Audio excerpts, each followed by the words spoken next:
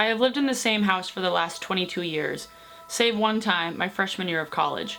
For all intents and purposes, I have been in the same place my whole life. I'll walk to downtown Gig Harbor and see the same faces I saw when I was 10 years old. It's 3 years until my 10-year reunion. How the fuck am I supposed to come back if I never left? And as scared as I used to be of change, I find lately that it's all I think about.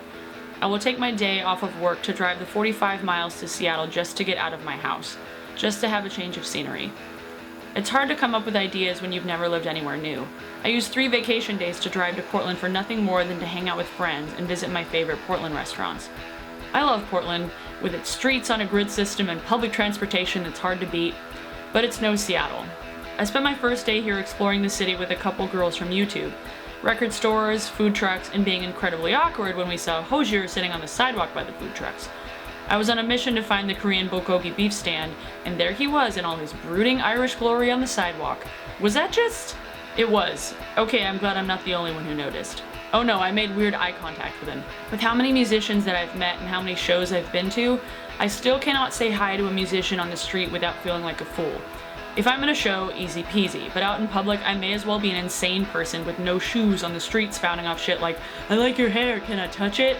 I don't know how to talk to musicians. It's all an act. I've been lying to you this whole time. My second day in Portland I spent with Adrian, Luna, and Megan, my We Are Scientist posse, and we went to the zoo. Except it's October, and they were doing construction, so it was the saddest zoo I've ever been to. The Oregon Zoo sucks so bad that they have a Great Northwest section where you literally walk through the woods and they have signs that say, "There are probably some animals out here, so keep an eye out for them, okay?" How cheap does a zoo have to be? Newsflash, we're in the Northwest. I don't have to pay $11.50 to see owls and frogs. We did get a chance to see warthogs and giraffes, and sleeping hyenas. Can you say Hakuna Matata? The polar bear was also sleeping, as was the leopard. Once we got to the zebra enclosure, we were confused when we saw no zebras, only to find out that the zebra, which was once the oldest one in captivity, died. Way to get children's hopes up. Oh look mom, there are zebras too! Sorry honey, he's actually dead. What the fuck? We took a bridge over the black bear enclosure and one of the bears kept pacing back and forth. He looked what could only be described as distraught and the other black bear was on the opposite end of the exhibit. So I'm assuming they were having a fight over something. Luna was just ecstatic to see big cats, and Megan desperately wanted to pet a squirrel. Apparently squirrels aren't really a thing in Australia, but who can really complain when koalas hang out in the trees above you on the coastal highways? But they also have venomous everything.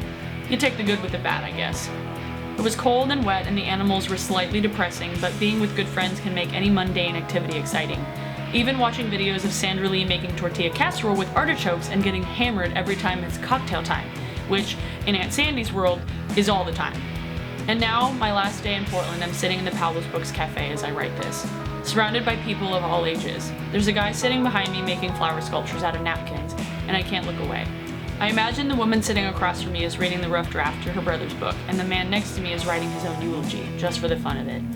I have earbuds in, drowning out the book clubs and hushed conversations, providing my own soundtrack for this unfamiliar life around me.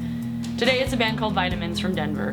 It used to be my friend Lizzie's band up until about a year ago, and they sound a lot like Animal Collective if you replace the vocals with a breathy soprano female vocalist. And it fits perfectly with this particularly gray October afternoon. The city is scattered with strong eyebrows, septum piercings, denim jackets, blue hair, and so many scarves. The one thing I enjoy about Portland more than Seattle is being able to walk to anything. You don't have to take the highway to get to the next neighborhood. There are like 8 bridges, but they all cross the same river. Everything that you want to get to is within a 10-mile radius, even the strip clubs down in Southeast. And there are a lot of strip clubs. Strip clubs to Portland is liquor stores to Los Angeles, coffee shops to Seattle, t-shirt stands to New York. The only thing Portland might have more of than strip clubs is food trucks. It's times like these that remind me how much I love the city. It's times like these that remind me how much I love how fast everything is and how it's constantly changing. It's times like these that remind me how much I love to curate the soundtrack to my own life. But for some reason I only just realized that my environment never matched that soundtrack. I've been playing the soundtrack to someone else's movie, one that's constantly changing and vibrant and spontaneous, and life in Gig Harbor is never any of those things. And sitting here in Portland is the last time I'll visit before permanently making the move to Seattle. In a house, with a basement, and a dishwasher. I haven't been more petrified and more thrilled about anything in years, and the fact that it's happening in about a week's time is nothing short of daunting. I'm gonna have a new parking space, no more carpeted hallways and a stovetop that takes hours to cool down so you have to avoid touching it. That will all be gone, and I can't wait.